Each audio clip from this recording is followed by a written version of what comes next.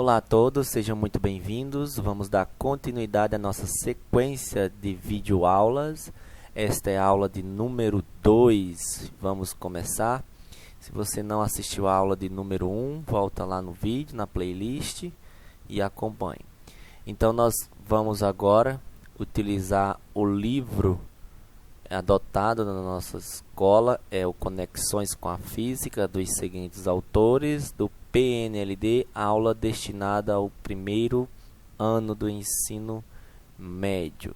E eu quero começar a partir do tópico que nós sugerimos continuar na aula passada.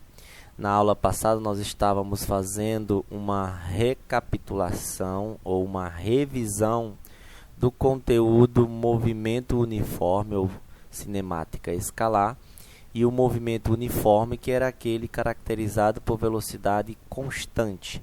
Nós comentamos esta equação, falamos da classificação do movimento, que se divide em progressivo e retrógrado. Vimos que o movimento ele é progressivo quando aumenta as posições e ele é retrógrado quando diminuem as posições. Então, vamos continuar a partir de onde nós paramos na aula passada, que foi na função horária das posições do movimento uniforme. Então, vamos retomar lá o nosso livro didático, o livro adotado pela nossa escola e o livro do aluno. Vamos lá. Então, aqui nós temos o movimento uniforme, que é aquele caracterizado por velocidade constante. Na aula passada nós comentamos as posições e a origem. E agora eu quero dar continuidade a partir da função horária das posições. Então vamos lá. Função horária das posições, que está na página de número 33. Aqui está ela. Então, vamos lá. Função horária das posições. Observe aqui esta figura.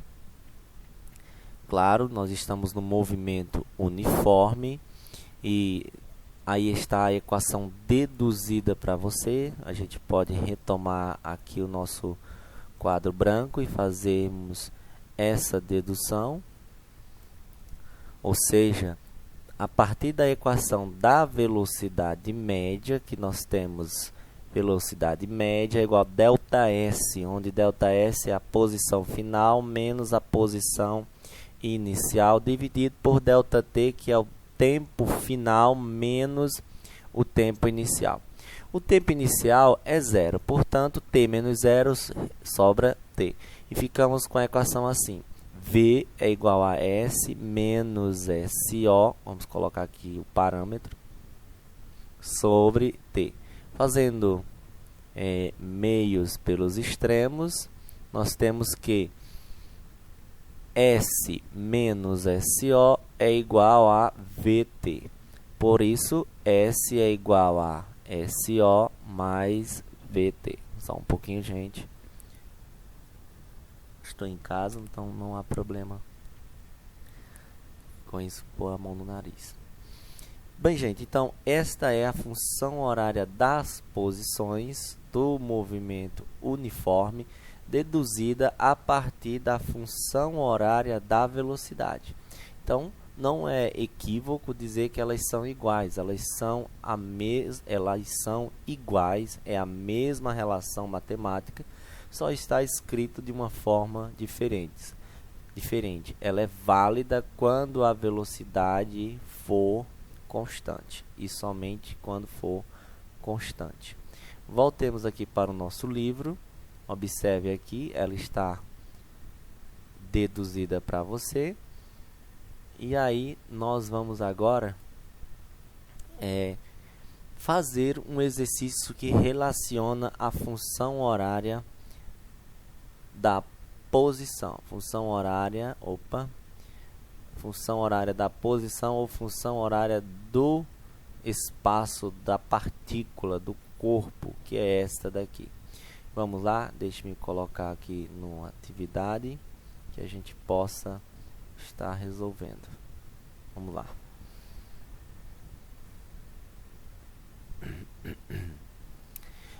Bem, na aula passada nós comentamos o gráfico. Veja que esse gráfico é do movimento uniforme, porque ele é uma reta. Este também. Neste caso, as posições aumentam, portanto, o movimento ele é progressivo. Neste caso, as posições diminuem, portanto, o movimento ele é retrógrado.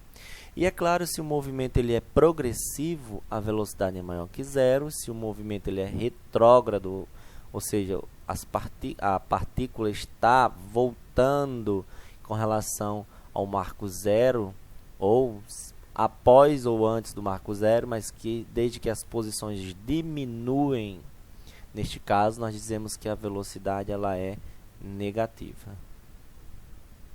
Vamos lá. E aí você tem uma série de exercícios resolvidos.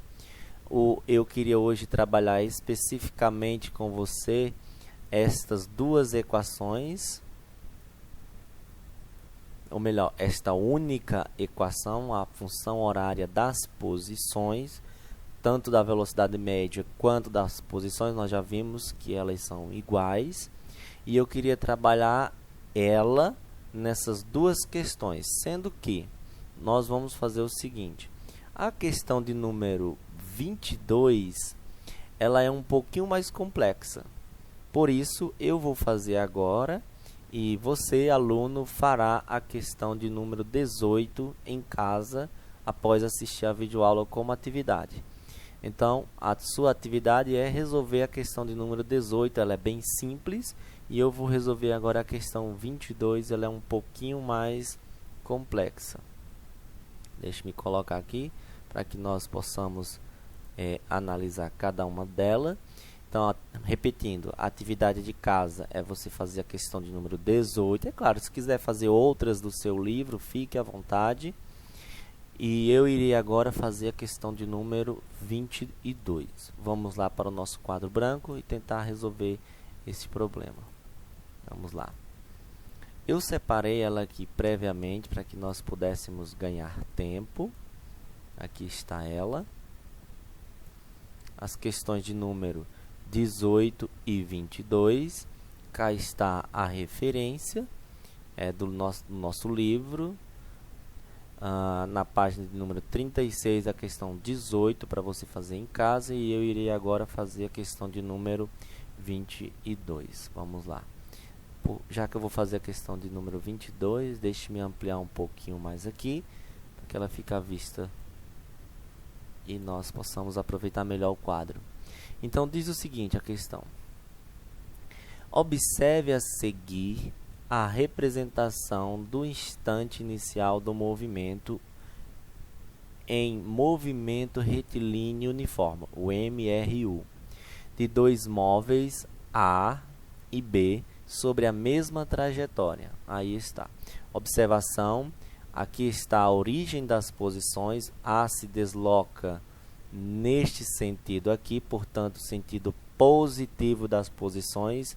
Isso significa dizer que nós vamos adotar a velocidade maior do que zero. E observe que B se desloca nesse sentido aqui, ó, sentido contrário às posições, o que significa dizer que nós iremos adotar a velocidade V menor do que zero, ok? Feito essa breve introdução, vamos lá fazer o nosso exercício. Deixe-me só melhorar aqui o meu pincel e a gente vai retomar. Então, partindo da seguinte função, a função horária das posições, posição final é igual à posição inicial mais a velocidade vezes o tempo. Temos duas partículas, as partículas A e B, portanto, devemos deduzir a função horária da partícula A e a função horária da partícula B, ok? Então, vamos lá. Na partícula A, quem é a posição inicial? A posição inicial da partícula A é zero. Portanto, onde tem S, eu devo colocar 0. Mais, quem é a velocidade da partícula A. A velocidade da partícula A é 6. Portanto, onde tem V, para a função horária de A, eu devo colocar o valor de número 6. E aí a gente tem aqui o T, vamos deixar por aqui. E vamos analisar agora a função de B. Vamos lá, deixa eu apagar isso aqui. Função de B. Na função horária de B, observe que B, a posição inicial de B já parte em sentido contrário à origem das posições da posição 300. Portanto, onde tem a posição inicial de B, eu devo colocar o valor de número 300. Então, coloquemos aqui 300 mais... Quem é a velocidade de B? Aí você precisa tomar o seguinte cuidado. Apesar deste valor estar positivo, lembre que ele está no sentido contrário, o movimento é retrógrado, portanto, velocidade negativa. E neste caso, a nossa velocidade em módulo é 9, porém, na nossa função, nós devemos colocar menos 9, porque ele está voltando, portanto, movimento retrógrado. Agora que nós fizemos as duas funções horárias, veja o que é pedido no item A. Considere a origem da trajetória em A, já fizemos isso no instante inicial, e determine a função horária do espaço de cada móvel. Então, a função horária de cada móvel nós já encontramos aqui, e aqui está a nossa resposta. A resposta do item A está aí no quadro. Vamos agora fazer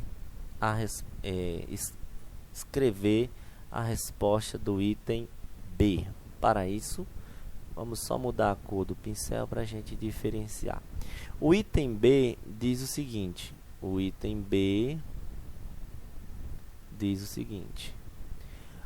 O instante de tempo e a posição em que ocorre o cruzamento entre os dois móveis, as duas partículas. Então, quando se pergunta o instante de tempo, nós queremos saber quanto tempo levou para que esses dois corpos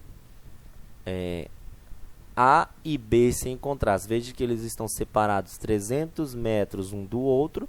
A vem nesse sentido com velocidade de 6 metros por segundo e B vai nesse sentido com velocidade de 9 metros por segundo. Onde ocorreu o encontro dos dois? É esta a pergunta do item B.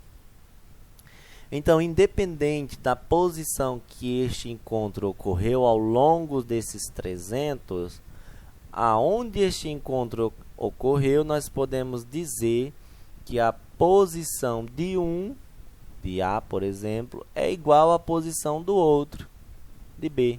Neste caso, é só igualar as funções horárias. Por exemplo, quem é a função horária de A? Vamos completar aqui, porque 0 mais 6t é 6t. Portanto, a função horária de A é simplesmente 6t, igual à função horária de B, e a função horária de B, vamos completar aqui. A função horária de B é 300 mais por menos dá menos 9t. Logo, aqui fica 300 menos 9t.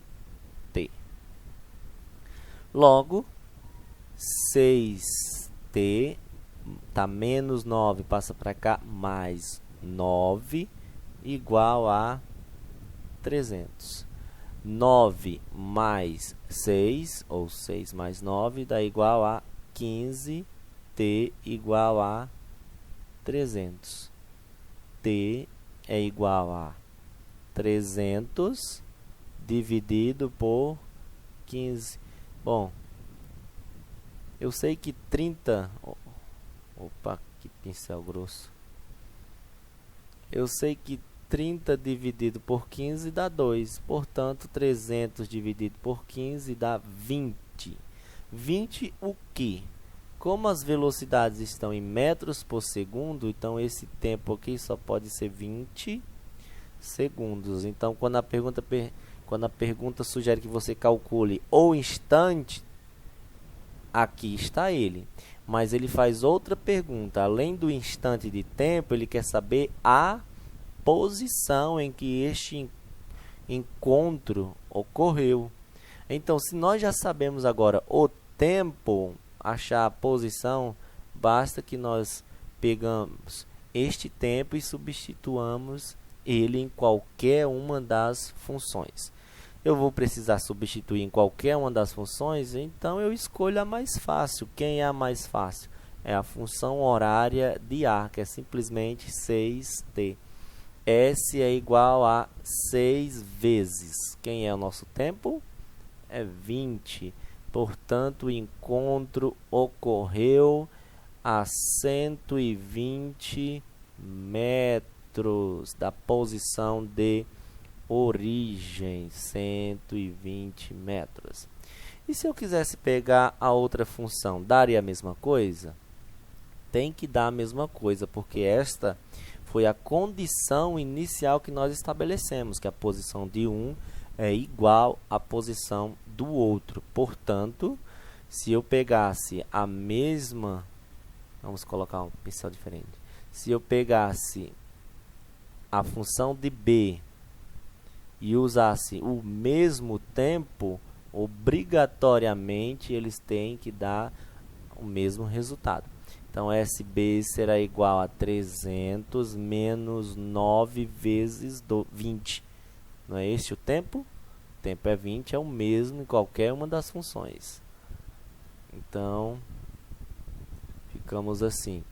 SB é igual a 300 menos 9 vezes 20 dá 180. Portanto, SB é igual a 300 menos 180, 120 metros. Aí está demonstrando que essas posições elas são iguais.